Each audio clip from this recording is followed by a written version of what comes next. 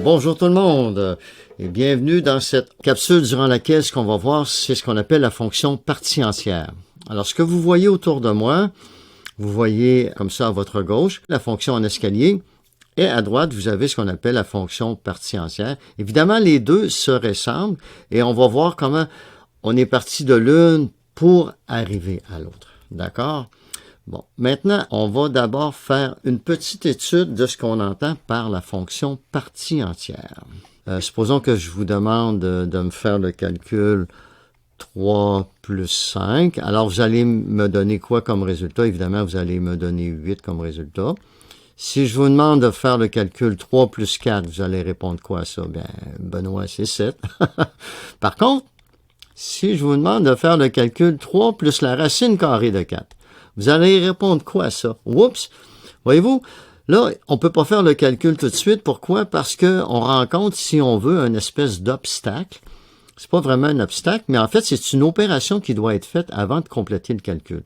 Quand vous voyez ça comme ça, ce qu'on appelle le radical, ça, dans le fond, ce que ça vous demande, ça vous pose la question suivante. Trouvez le nombre qui est multiplié par lui-même, donc c'est le même nombre qui apparaît ici 2 fois, et qui va nous donner 4. Évidemment, ce nombre-là, c'est 2. Donc, la réponse à ça, au lieu de faire 3 plus 4, on fait 3 plus la racine carrée de 4, qui est 2, et le résultat final est 5. La raison pour laquelle je voulais vous montrer ça, c'est parce que lorsqu'on parle de fonction partie entière, ici, on a la fonction racine carrée, OK, qui est 2.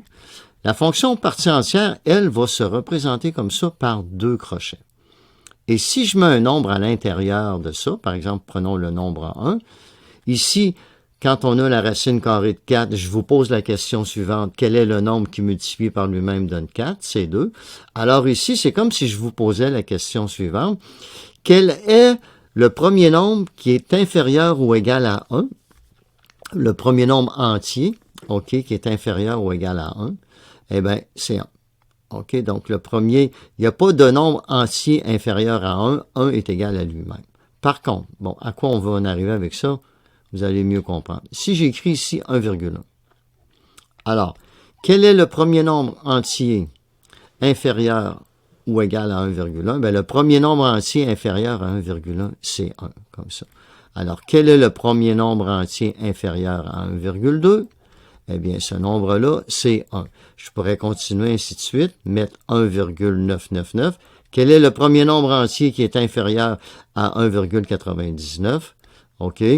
Eh bien, ce nombre-là, c'est 1. Et si je mets ici 2, quel est le premier nombre entier inférieur ou égal à 2? Eh bien, c'est 2. Voyez-vous? Donc, si on représente ça, par exemple, sur une table de valeurs, je vais faire ça comme ça ici. Alors, x et y. Alors, supposons que ici, je remplace x par 1. Comme on peut le voir, la réponse de ça va être quoi? Va être 1. Si je remplace la lettre x par 1,1, je vais obtenir quoi comme réponse? Encore une fois, je vais écrire 1. Ici, si je mets comme valeur de x égale 1,2 et que j'embarque ça comme ça, je vais obtenir quoi comme valeur? 1,2, etc., etc., jusqu'à ce que j'arrive à 2 et que là, j'arrive et que je fais un bond de 2. Alors, qu'est-ce qui se passe? Eh bien, graphiquement, qu'est-ce qui va se passer si on travaille avec tout ça? Mon axe des x et mon axe des y. Donc, le couple 1,1 va apparaître où? Il va apparaître ici, de cette manière-là.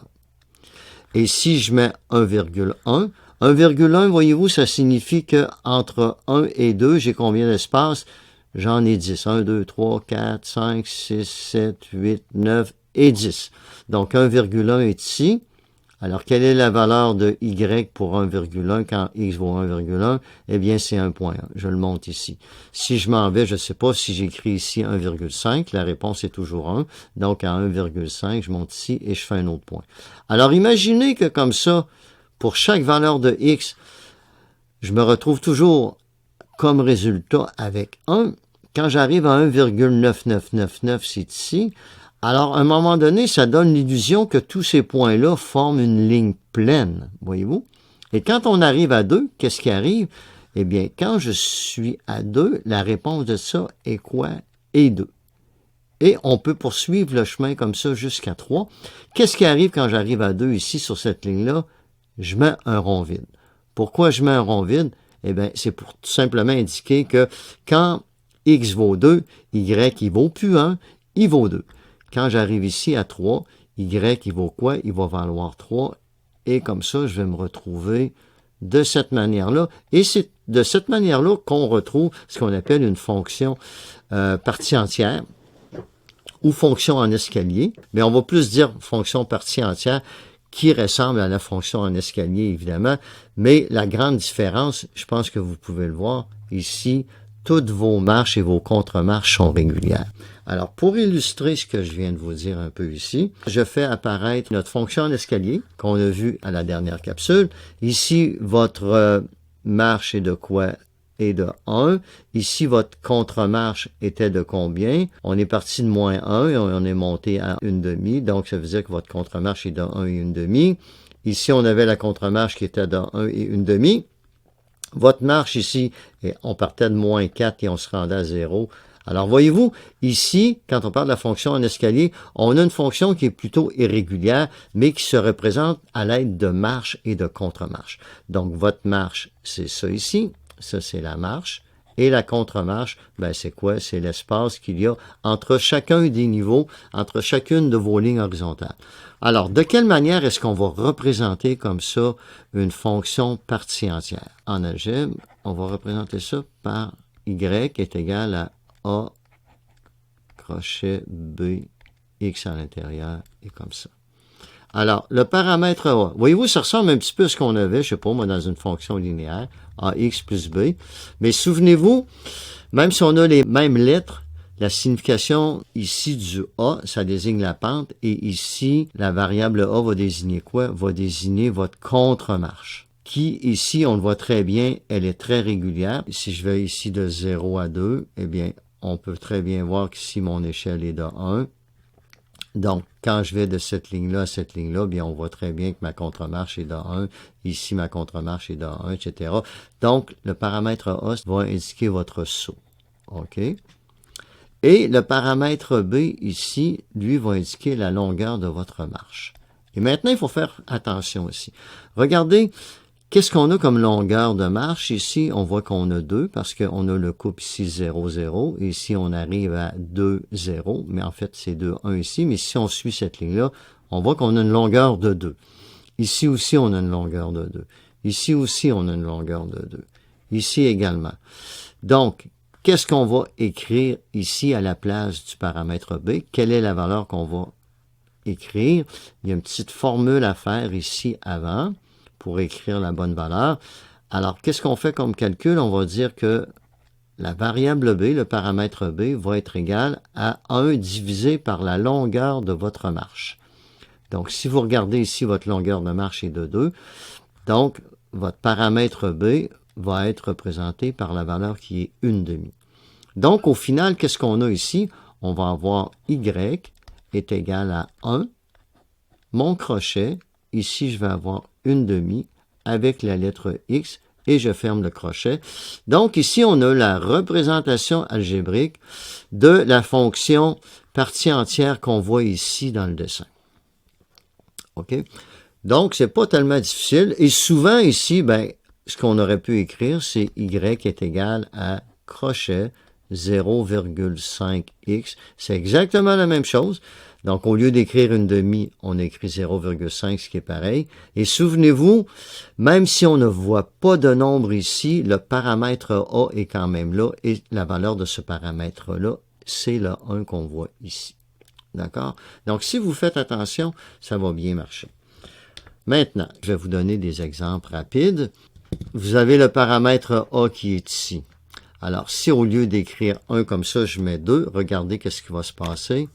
Et voilà, on voit que le bon, au lieu d'être de 1, comme j'avais ici tout à l'heure, et bien maintenant, il est rendu de 2. Je vais remettre ça à 1. Maintenant, mon 1/2 ici. OK, regardez, je vais remplacer le 2 par 4, par exemple.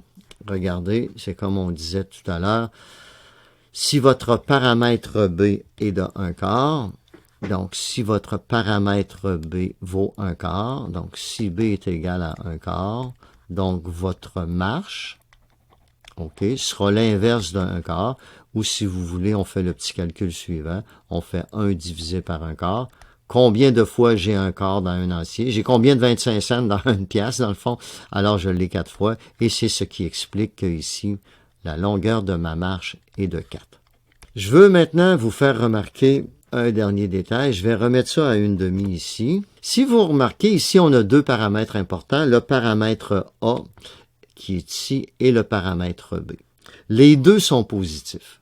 Alors, à votre avis, qu'est-ce qui peut se passer si, au lieu d'avoir ici le nombre 1, j'ai le nombre -1? Alors, je vais mettre un moins en avant.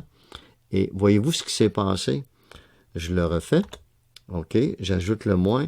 Vous allez vous rendre compte que tout ce qui est en haut s'en va en bas et tout ce qui est en bas s'en va en haut. Et là, je parle par rapport à l'axe des X. On appelle ça une réflexion par rapport à l'axe des X. Alors, je mets le -1. Voyez-vous, tout ce qui était en haut est maintenant rendu en bas. Le sens des lignes est pareil. Vous avez un point plein ici. Vous avez un point vide ici. Point plein, point vide. Et c'est ce qui explique le résultat qu'on a là. Maintenant, on va faire la même chose avec le paramètre B. OK? Regardez qu'est-ce qui va se passer maintenant si je change le paramètre B. Si j'écris, au lieu d'écrire 1/2, j'écris -1/2. Observez bien ce qui va se passer. Oh, voyez-vous? Là, j'ai eu ce qu'on appelle une réflexion par rapport à l'axe des Y. Donc, par rapport à l'axe vertical. Alors, si j'enlève ça, je l'ajoute. Vous allez voir, tout ce qui est à votre droite s'en va à gauche par rapport à l'axe des Y, là, j'entends. Et puis, tout ce qui est à gauche s'en va à droite. Voyez-vous? Et, autre observation importante, regardez, vous avez toujours notre origine qui est là. Peu importe ce qui se passe, ici, si j'arrive et que je fais redisparaître comme ça le moins, voyez-vous, j'ai toujours mon point plein qui est là, mon origine est tout le temps là. Sauf que, ici, au lieu d'avoir un trait qui part, si vous voulez, de 0, 0 et qui s'en va vers la droite, donc si je mets un moins ici, qu'est-ce qui se passe? Je pars toujours de 0, 0, qui est là, mais le trait, au lieu de se dessiner vers la droite, il va se dessiner vers la gauche. Et c'est comme si, regardez, c'est comme si je le fais de cette manière-là. Imaginez si j'avais cette ligne-là. Et c'est comme si tout basculait comme ça. Donc, mon point vide s'en vient ici. Donc, ce qui est à remarquer, c'est que lorsque votre paramètre B est négatif, vous aurez toujours une ligne comme ça qui va débuter par un point vide et qui va se terminer par un point plein. OK? Si on va de la gauche vers la droite. Donc, si je reviens ici et que je remets ça égal à 1/2, vous avez votre point plein qui est là, on va dessiner vers la droite et votre point vide va être à la droite. Maintenant, dernière chose à remarquer. Ici, quand vos deux paramètres A, quand les deux paramètres, les paramètres A et les paramètres B sont positifs, on a quoi comme fonction? On a une fonction qu'on va dire croissante. Pourquoi? Parce que quand on va comme ça de la gauche vers la droite, qu'est-ce qu'on voit? On voit une croissance. OK? Maintenant, si à la place du paramètre A qui est 1, je mets -1, regardez qu'est-ce qui se passe.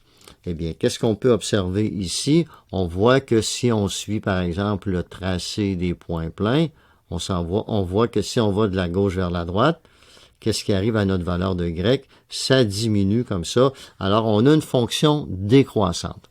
Donc, qu'est-ce qu'il faut retenir de ça et à quoi faut-il faire attention? Regardez. Si, par exemple, ici, je mets -1/2 au lieu de 1/2, regardez, votre fonction qui est décroissante, elle redevient croissante, mais au lieu d'avoir un tracé qui est comme ça, ici, comme on avait tout à l'heure, eh bien, à cause que mon facteur B, mon paramètre B ici est maintenant négatif, on a eu comme une réflexion par rapport à l'axe des Y, mais on a toujours une fonction qui est comment? On a une fonction qui se dirige vers le haut comme ça. On a une fonction croissante. Donc, résumé de tout ça. Comment ça se résume tout ça? Alors, qu'est-ce qu'il faut retenir de tout ça? Je repars du début comme ça. Si vous avez vos deux paramètres, le paramètre A et le paramètre B positif, on a une fonction croissante. Si le paramètre A, je le mets négatif, on a une fonction décroissante. Et il faut regarder les deux paramètres à la fois. Donc, si au lieu d'avoir deux paramètres positifs, j'ai un des deux paramètres qui est négatif, soit le paramètre A ou le paramètre B, qu'est-ce qui se passe? J'obtiens une fonction qui est décroissante.